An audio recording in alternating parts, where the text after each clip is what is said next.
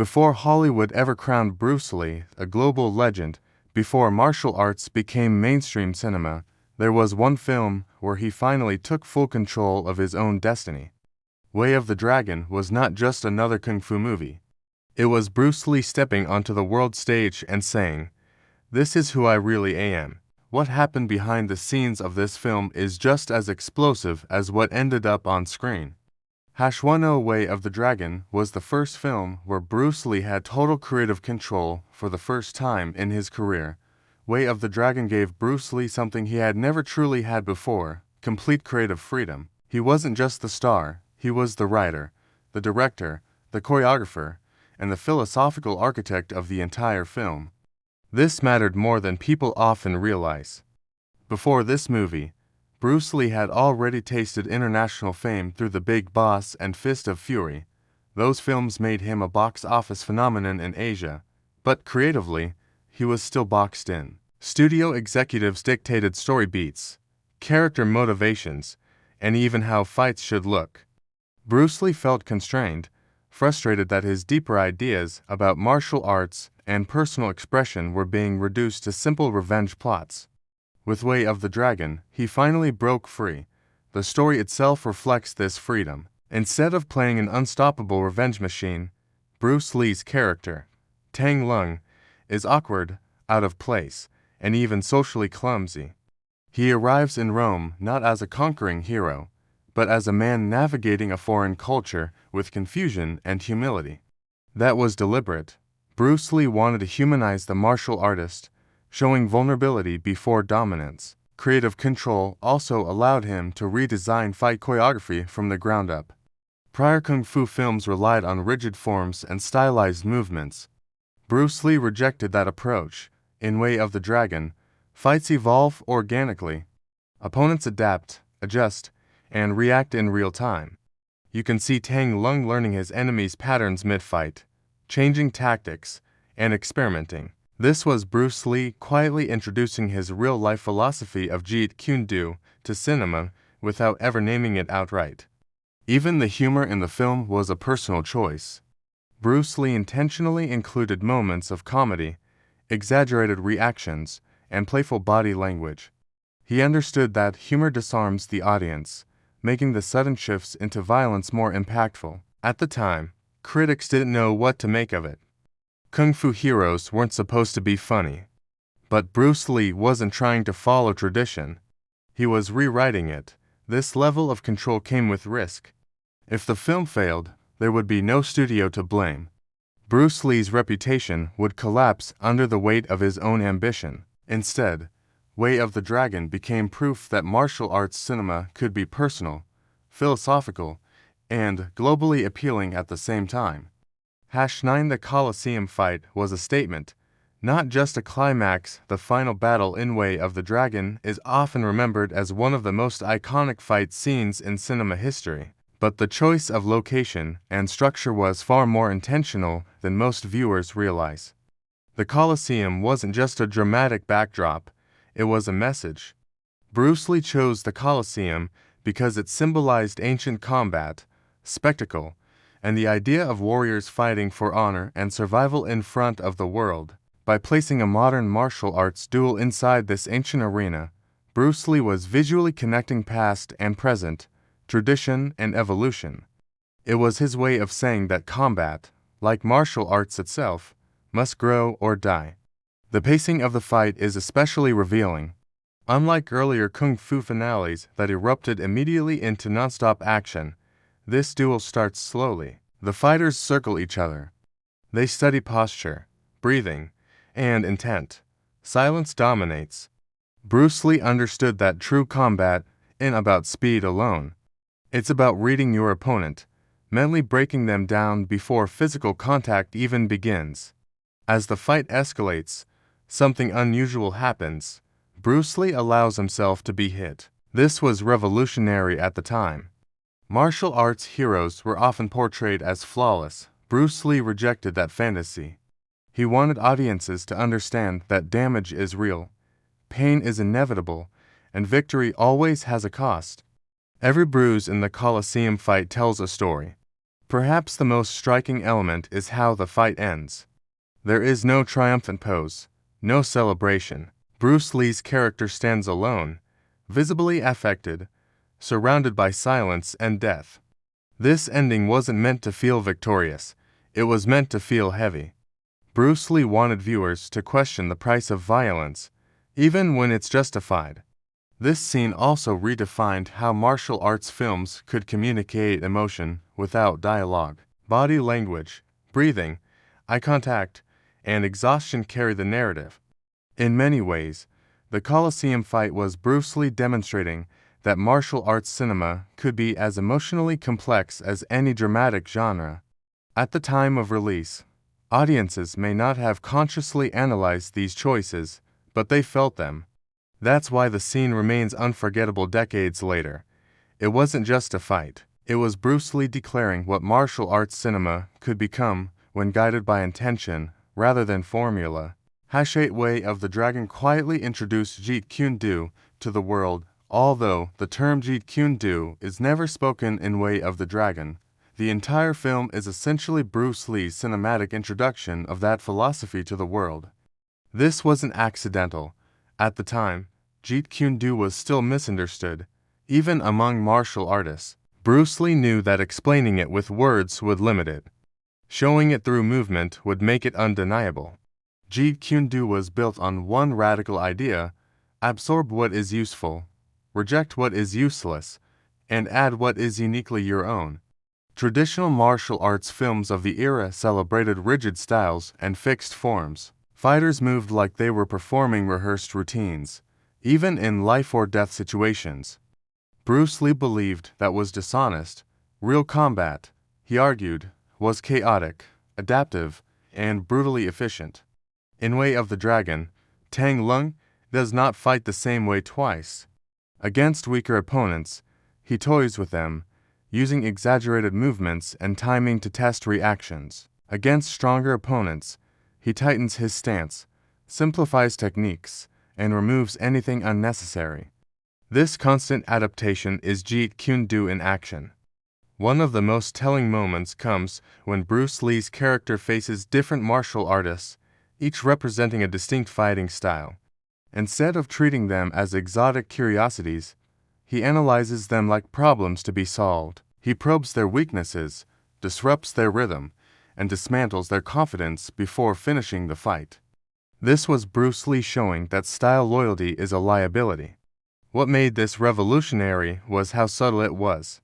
Bruce Lee didn't lecture the audience. He trusted them to feel the difference. Viewers may not have understood the philosophy intellectually, but they sensed that something was different. The fights felt more real, more dangerous, and less decorative. This approach also mirrored Bruce Lee's own frustration with the martial arts world. He was criticized for mixing styles, for breaking tradition, and for refusing to pledge allegiance to a single system. Way of the Dragon became his response, not defensive, declarative. The film says, without ever saying it out loud, that survival favors adaptability, not tradition. Decades later, modern mixed martial arts would validate Bruce Lee's ideas almost point for point.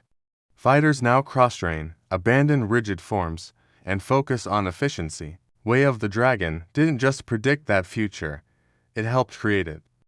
7 Bruce Lee used humor as a weapon, not a gimmick. One of the most misunderstood aspects of Way of the Dragon, its humor. Some early critics dismissed the comedy as unnecessary or childish, failing to realize that Bruce Lee was using humor with surgical precision. This wasn't slapstick for laughs alone, it was strategy. Bruce Lee understood something fundamental about audience psychology. When viewers laugh, they relax. When they relax, they become vulnerable. Way of the Dragon constantly shifts between comedy and sudden violence, creating emotional whiplash that keeps the audience off balance. That tension makes the action feel sharper and more shocking. Tang Lung's awkwardness in Rome is a perfect example. He struggles with Western customs, mishandles food, and misreads social cues. This isn't accidental clumsiness. Bruce Lee wanted to present a martial artist who wasn't immediately dominant in every situation. By lowering the character's social status, he made the eventual displays of physical dominance more satisfying. Humor also served a deeper philosophical purpose. Bruce Lee believed that rigidity wasn't just a physical flaw, but a mental one. Characters who take themselves too seriously in the film are often the first to be exposed as fragile. Tang Lung's ability to laugh, play, and adapt signals mental flexibility. That flexibility translates directly into combat effectiveness. Even in fight scenes, humor appears at strategic moments. Exaggerated facial expressions, playful footwork, and deliberate pauses disrupt the expected rhythm of violence. These moments are not mistakes, they are traps. Bruce Lee uses them to bait opponents into overconfidence, then punishes that overconfidence instantly. This approach was risky. Martial arts cinema at the time was obsessed with stoicism. Heroes were stone-faced symbols of discipline and honor.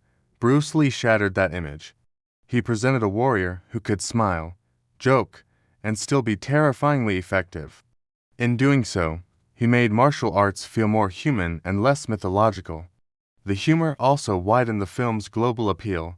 Comedy transcends language barriers. Audiences who didn't fully understand the dialogue could still connect emotionally. Laughter became a universal entry point into Bruce Lee's philosophy. In hindsight, this blend of humor and violence feels modern, even ahead of its time. Many contemporary action films now rely on the same formula. But in 1972, it was almost unheard of. Bruce Lee wasn't just entertaining his audience. He was teaching them, gently and cleverly, to rethink what strength really looks like. Number 6. The film was a cultural bridge, not just a martial arts movie at first glance. Way of the Dragon looks like a simple fish-out-of-water story. A Chinese martial artist arrives in Italy and gets into trouble. But beneath that surface, Bruce Lee was doing something far more ambitious. He was deliberately building a cultural bridge between East and West, using martial arts as the language. Bruce Lee was deeply aware of how Asian characters were portrayed in Western cinema at the time. They were often exoticized, simplified, or treated as side characters with little inner depth. With Way of the Dragon, Bruce Lee flipped that dynamic. Rome isn't portrayed as a place of superiority or enlightenment. It's unfamiliar, confusing, and occasionally absurd from Tang Lung's perspective. Rather than trying to make his character instantly assimilate, Bruce Lee leaned into cultural contrast. Tang Lung brings his own values, manners, and worldview with him. He doesn't apologize for them, he doesn't abandon them. He adapts when necessary, but he never erases himself. That distinction mattered. The restaurant at the center of the story becomes a symbolic battleground. It's not just a business under threat. It represents cultural identity struggling to survive in a foreign environment dominated by intimidation and power. Tang Lung doesn't defend it because he is a professional fighter. He defends it because it belongs to people who are being erased. Bruce Lee also avoided portraying Westerners as cartoon villains. Many of the antagonists are arrogant, but not stupid. They rely on systems, money, and reputation rather than raw skill. This creates a subtle commentary on power structures. Bruce Lee wasn't saying one culture was superior to another. He was questioning what happens when power is disconnected from integrity. Even the way Rome itself is filmed reflects this tension. Famous landmarks appear not as glamorous tourist attractions, but as silent witnesses. Ancient stone, broken statues, and empty plazas mirror the film's underlying question: what remains when dominance replaces meaning? This cultural layering made Way of the Dragon accessible to international audiences without diluting its identity. Bruce Lee wasn't trying to westernize martial arts. He was inviting the world to meet it on its own terms.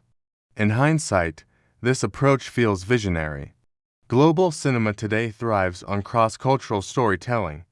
But in 1972, this was rare. Way of the Dragon didn't just export kung fu, it exported perspective. #5 Bruce Lee designed the fights to show evolution, not just skill. One of the most overlooked aspects of Way of the Dragon is how carefully the fights are structured across the film. Bruce Lee didn't want every confrontation to feel the same.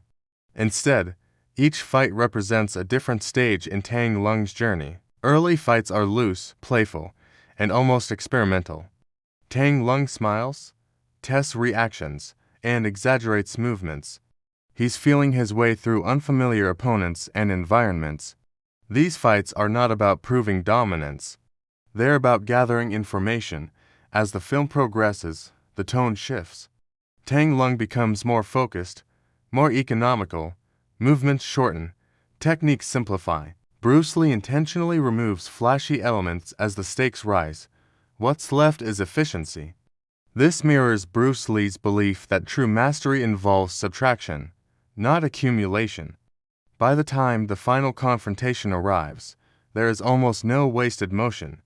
Every step, every strike, every pause serves a purpose. This wasn't just choreography, it was storytelling through physical evolution. The audience watches a fighter refine himself in real time. Bruce Lee also used fighting styles to reflect character psychology. Opponents who rely on rigid technique are predictable. Opponents who rely on brute strength burn out quickly. Tang Lung's success comes not from overwhelming force, but from awareness and adaptability. This approach challenged audience expectations. Many viewers were accustomed to escalating spectacle, bigger moves, faster cuts, louder music. Bruce Lee went in the opposite direction. He stripped things down, silence replaced noise, breathing replaced music, fatigue replaced fantasy. In doing so, Bruce Lee redefined what a cinematic fight could communicate. These weren't just battles, they were arguments. Each fight quietly asked the same question: are you fighting to perform, or are you fighting to survive? Modern action cinema often claims realism, but few films commit to it the way Way of the Dragon did. Bruce Lee wasn't chasing realism for shock value, he was chasing truth, and that truth made the violence feel heavier, more personal, and impossible to forget. 4. The film quietly criticized traditional martial arts politics beneath the surface of entertainment. Way of the Dragon contains one of Bruce Lee's most subtle but sharp critiques: the politics and ego embedded within traditional martial arts culture. This theme is never spoken aloud, but it's woven into the structure of the film and the behavior of its characters. Throughout the story, Tang Lung encounters fighters who are obsessed with reputation. They announce their styles, they posture, they treat combat as a way to validate their identity rather than solve a problem. Bruce Lee intentionally frames these characters as fragile, not powerful. Their confidence collapses the moment their script is disrupted. This reflects Bruce Lee's real-life experiences. He faced intense backlash for refusing to conform to traditional hierarchies. He questioned lineage worship, rigid certification systems, and the idea that authority automatically equaled effectiveness. Way of the Dragon became his cinematic rebuttal. Notice how Tang Lung never introduces himself with titles. He doesn't declare allegiance to a school or lineage. He lets action speak. This absence is meaningful. Bruce Lee is stripping away the political theater that often surrounds martial arts, exposing how little it matters in real confrontation. The antagonists, on the other hand, rely heavily on systems of control. They hire fighters, they stack advantages, they outsource violence rather than mastering it themselves. This creates a contrast between authenticity and borrowed power. Bruce Lee wasn't just critiquing fighting styles, he was critiquing institutions. Even within the Chinese characters, there are hints of internal tension. Some fear confrontation, others rely on tradition rather than adaptability. Tang Lung doesn't scold them, he simply acts differently. Bruce Lee believed example was more powerful than argument. What makes this critique effective is its restraint. Bruce Lee doesn't preach, he dramatizes. Viewers are invited to reach conclusions organically, guided by outcomes rather than speeches. Those who cling to image lose, those who adapt survive. This approach ensured the film wouldn't alienate traditionalists outright, while still challenging them. It was Bruce Lee at his most strategic, saying something radical without saying it loudly. #3 Way of the Dragon redefined what a martial arts hero could be before Way of the Dragon. Martial arts heroes were typically one-dimensional. They were stoic, morally absolute, and emotionally distant. Bruce Lee dismantled that archetype piece by piece. Tang Lung is confident, but not arrogant, skilled, but not invincible, serious in combat, but playful in daily life. These contradictions weren't flaws. They were intentional design choices meant to reflect a more complete human being. Bruce Lee believed that strength without self-awareness was hollow. That belief shows in how Tang Lung behaves outside of fights. He makes mistakes, he misjudges situations, he learns. This learning curve is what makes his eventual dominance feel earned rather than assumed. Importantly, Tang Lung doesn't seek conflict, he responds to it. This distinction separates him from revenge-driven characters common in earlier films. Violence is not his identity. It's a tool he reluctantly uses when necessary. Bruce Lee also allowed his hero to feel empathy, even toward opponents. The final moments of the film are heavy with restraint and consequence. There is no celebration, no applause, just the aftermath of irreversible action. This emotional weight was rare in the genre at the time. By redefining the martial arts hero this way, Bruce Lee expanded what audiences expected from action cinema. Heroes didn't need to be emotionless icons. They could be thoughtful, conflicted, and human without losing power. This shift influenced generations of filmmakers and performers. Today, flawed protagonists dominate action storytelling. But in 1972, this was revolutionary. Bruce Lee wasn't just changing fight choreography, he was changing character psychology. Number 2 The film became Bruce Lee's clearest personal statement, more than any other movie he ever made. Way of the Dragon stands as Bruce Lee's most personal work. This wasn't just a film he starred in, it was a declaration of who he was, what he believed, and how he wanted the world to see martial arts and himself. Every major creative decision reflects Bruce Lee's internal struggles at the time. He was caught between cultures, industries, and expectations. Hollywood saw him as too Asian. Hong Kong studios saw him as too westernized. Traditional martial artists saw him as a heretic. Instead of choosing sides, Bruce Lee chose honesty. Tang Lung mirrors that tension. He belongs everywhere and nowhere at the same time. He doesn't fully fit into Rome, but he doesn't reject it either. He carries his identity with him, adapting without surrendering. This was Bruce Lee's own lived experience, translated into character. The loneliness of the film's final moments is especially revealing. After everything is resolved, Tang Lung stands alone. There is no crowd cheering, no sense of triumph. This ending feels reflective, almost mournful. Bruce Lee understood that victory often isolates as much as it liberates. This emotional honesty separated Way of the Dragon from typical genre films. Bruce Lee wasn't selling a fantasy of endless dominance. He was acknowledging the cost of walking your own path, especially when that path defies tradition and expectation. In retrospect, the film feels like a letter written in motion. Bruce Lee didn't explain himself in interviews or manifestos. He expressed himself through movement, silence, and structure. That's why the film still resonates. It doesn't tell you what to think. It shows you how it feels to stand alone in your convictions. Number 1 Way of the Dragon secured Bruce Lee's legacy before the world realized it. When Way of the Dragon was released, few people realized how important it would become. At the time, it was seen as a successful martial arts film with a standout finale. History would reveal something much bigger. This film proved that Bruce Lee didn't need Hollywood to define him.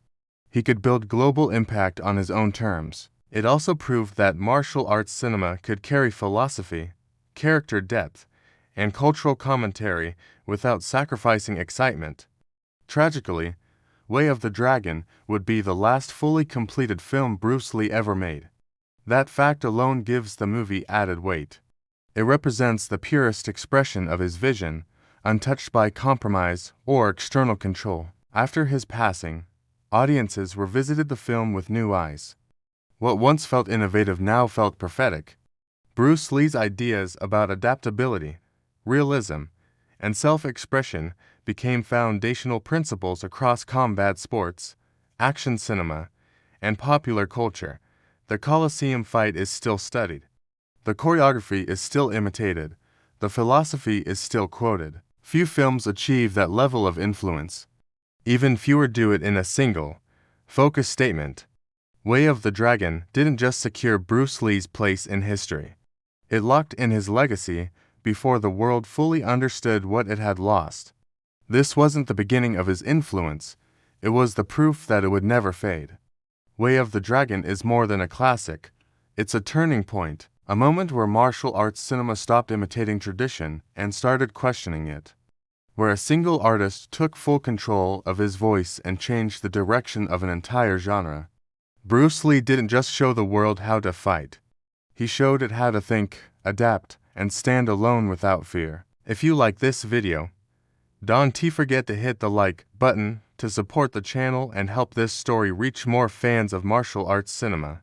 Share this video with friends who love Bruce Lee or classic action films, because this legacy deserves to be remembered and discussed.